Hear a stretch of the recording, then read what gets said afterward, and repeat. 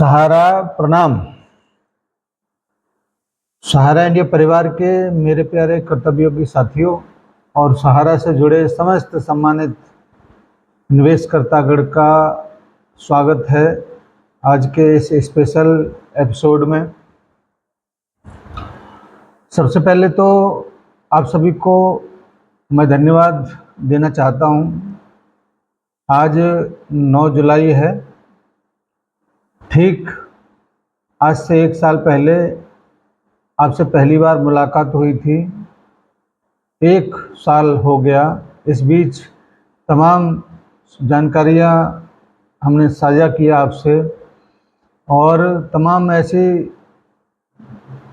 बिंदुओं को आपके समक्ष रखा जिसमें कुछ बहुत ही महत्वपूर्ण सूचनाएं आपके लिए तमाम संसाधनों से एकत्रित करके आपके समक्ष रखने का मौका मिला। लेकिन मैं निराश हूं अपने उन साथियों से जिन्होंने सहयोग नहीं किया। आज की मीटिंग, आज का वीडियो बहुत महत्वपूर्ण है। कुछ बहुत ही महत्वपूर्ण सूचनाएं आपके समक्ष रखेंगे। लेकिन उससे पहले मेरा एक आग्रह ज़रूर आप लोग सुन लीजिए। इस प्लेटफॉर्म का उद्देश्य पैसा अर्जित करना नहीं, केवल अपने जो साथी हैं, जो निवेशकर्तागण हैं, जो आदि अधूरी जानकारियों को लेके बहुत दुख दर्द अपने अंदर पाले रखते हैं, उन समस्त कार्यकर्ताओं को एक उचित प्लेटफॉर्म उपलब्ध कराना था। मगर निराश इस बात से हूँ कि हम अपने उद्देश्य में सफल नहीं हो पा रहे, क्योंकि आप जितने लोग यथार्थ पर आकर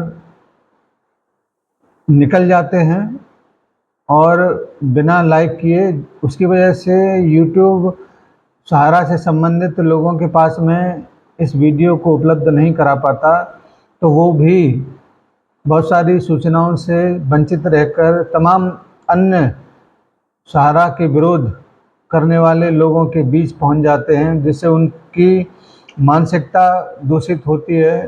तमाम तरह की बीमारियां, तमाम तरह के उनके मेंटली और फिजिकली प्रॉब्लम से वो लोग गुजरते हैं। इसीलिए आप सबसे मेरा आग्रह है कि कम से कम जितने लोग देखते हैं उसमें 25% आप लोग लाइक करिए, जिससे हम अन्य बहुत लोगों के बीच में पहुंच सकें। क्योंकि आने वाला समय इतना महत्वपूर्ण है, जो सूचनाएं आपके लिए हम लोग लेके आएंगे, अधिक से अधिक लोगों के बीच में अगर नहीं पहुंचेंगी तो निश्चित रूप से हम अपने उद्देश्य में कामयाब नहीं होंगे। इसलिए जिन लोगों ने सब्सक्राइब नहीं किया है वो सब्सक्राइब जरूर कर लें, जिससे कि आपको सूचनाओं का नोटिफिकेशन समय से मिल जाए। दोस्तों, बहुत महत्वपूर्ण सूचना इस प्रकार से भी कह सकते हैं कि तमाम इस बीच सोशल मीडिया पर अफवाहों का बाजार गर्म है। ईडी की रेड, सहारा शहर पर बुलडोजर, क्या क्या नहीं लोगों के बीच में परोसा जा रहा। कुछ हकीकत, कुछ अफसाने हो सकते हैं, लेकिन मैं स्वयं इस बात को मानता हूं कि सबसे बड़ा जो हमारा मुख्य मुद्दा है वो सुप्रीम कोर्ट के पास है।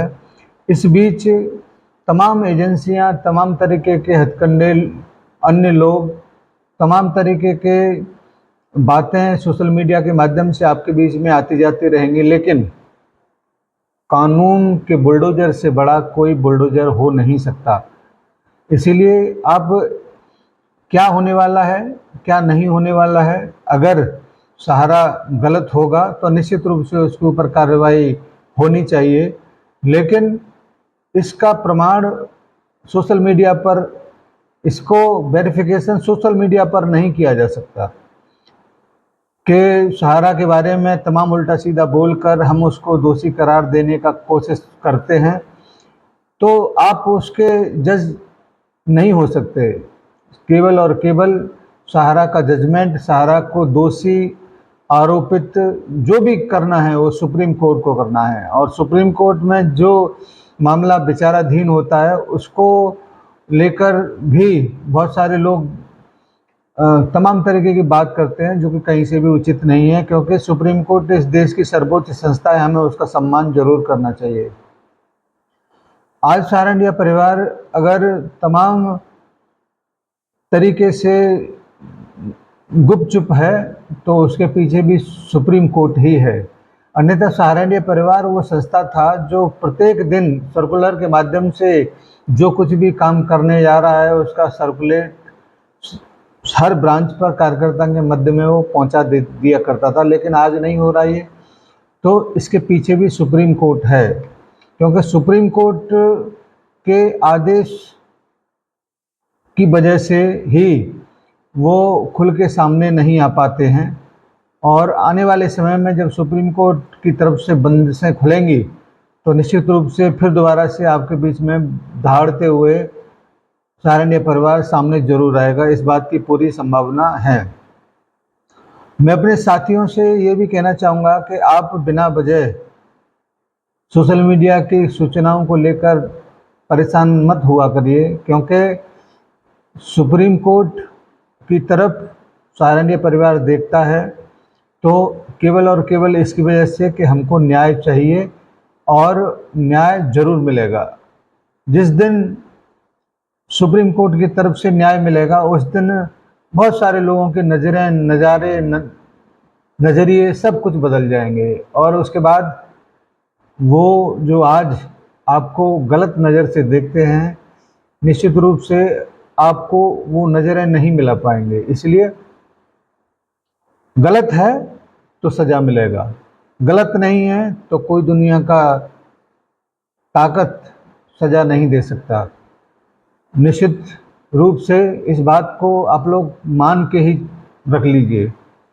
सारा शहर पर बुलडोजर चल रहा है या लोगों के अरमानों पर बुलडोजर चलना है, ये तो वक्त बताएगा, क्योंकि सहारा शहर का वो ज़मीन ग्रीन बेल्ट का है और लीज पर लिया हुआ है, कोई खरीदा हुआ ज़मीन नहीं है। अगर उसके लिए अगर कोई प्रावधान होता है वापस लीज लेने का तो निश्चित रूप से कानून अपना काम करेगा। इसमें आपको और हमको बीच में कुछ और सोचने की ज़रूरत महसूस नहीं करनी चाहिए, क्योंकि जिस प्रकार से हम और आप माने सुप्रीम कोर्ट का मान सम्मान करते हैं वैसे ही अन्य लोगों को भी करना चाहिए। जो गलत होगा वो निश्चित रूप से सबके सामने आएगा, लेकिन उससे पहले आप तमाम तरीके की अवधारणा बनाने का कोशिश मत करिए। इससे हमारे और आपके बीच में कुछ न कुछ ऐसा जरूर निकल के आएगा जिसको देखकर सुनकर हम लोग भौचक्के के रह जाएंगे, क्योंकि सुप्रीम कोर्ट भी इस बात को अपनी पिछली हेयरिंग में कई बार बोल चुका है। सहारा के पास इतना संपत्ति है तो फिर क्यों नहीं भुगतान हो पा रहा है। जो सेबी को देना था वो आपने सुना होगा, लेकिन वर्तमान में जो भी कंडीशन प्रेजेंट टाइम पर हैं वो निश्चित रूप से सुप्रीम कोर्ट की उस सुनवाई पर टिका हुआ है जो आने वाले 3, 4, 5 सितंबर को होगा। उम्मीद है वहाँ से रास्ते जरूर खुलेंगे, और सरकार भी इस बात को मानती है कि सहारा का मामला इतना पेचीदा है, इसको सुलझाने के लिए तमाम तरीके की कोशिशें वो लोग भी कर रहे हैं कि कहाँ पर ये गलती हुआ है, कैसे इसको सुधारा जाए। ईडी का जो भी कार्रवाई है उसको लेकर भी बहुत सारे लोग परेशान हैं, तो ईडी की तरफ से फ़िलहाल कोई सूचना नहीं पहुंचा है और नहीं मिलने वाला है, क्योंकि जांच एजेंसी अगर रेड करेगा तो वो पेपर में छाप के तो करेगा नहीं, और अगर कुछ भी गलत होता है तो निश्चित रूप से वो सबके सामने आएगा। ऐसे ही इन्वेस्टिगेशन सीफो सीरियस फ्रॉड ऑफ इन्वेस्टिगेशन का जो रिपोर्ट है वो भी सुप्रीम कोर्ट के सामने है। तमाम तरीके की बातचीत उनके सामने रखा जाएगा और ये एक नॉर्मल सी प्रक्रिया है जो सरकार की तरफ से सुप्रीम कोर्ट में जवाब देने के लिए इकट्ठा किया जा रहा है। तो इस किसी भी बात से पैनिक लेने की ज़रूरत नहीं है, क्योंकि हमारे और आपके पैनिक लेने से किसी समस्या का समाधान होगा नहीं। और समस्या का समाधान तो केवल सहारा के मैनेजमेंट के पैनिक लेने से होगा, और वो निश्चित रूप से इस बारे में ठोस और बढ़िया योजना बना रहे होंगे कि कैसे हम तमाम कलंकों को धोने का प्रयास करें जो आम जनमानस के बीच में लगा हुआ है। और ये पिछले 4-6 साल से ही लगा है। उससे पहले 40-45 साल से सहारनिया परिवार पूरी तरह से पाक साफ था, जिसके बारे में अटल बिहारी वाजपेयी भी अपने भाषण में उल्लेखित कर चुके हैं। तब हम सब ने सहारनिया परिवार के लिए जोरदार तालियां बजाई थी।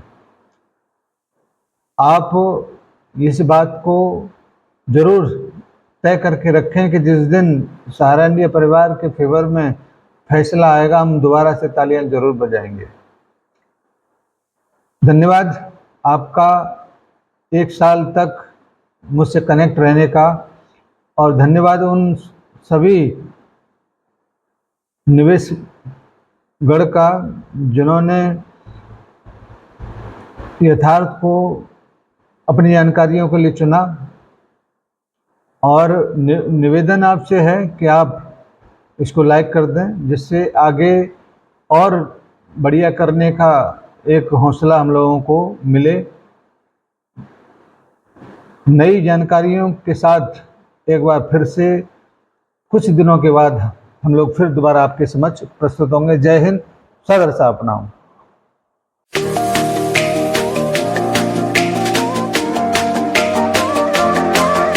सहारा इंडिया परिवार, आत्मविश्वास की ताकत। सहारा प्रणाम।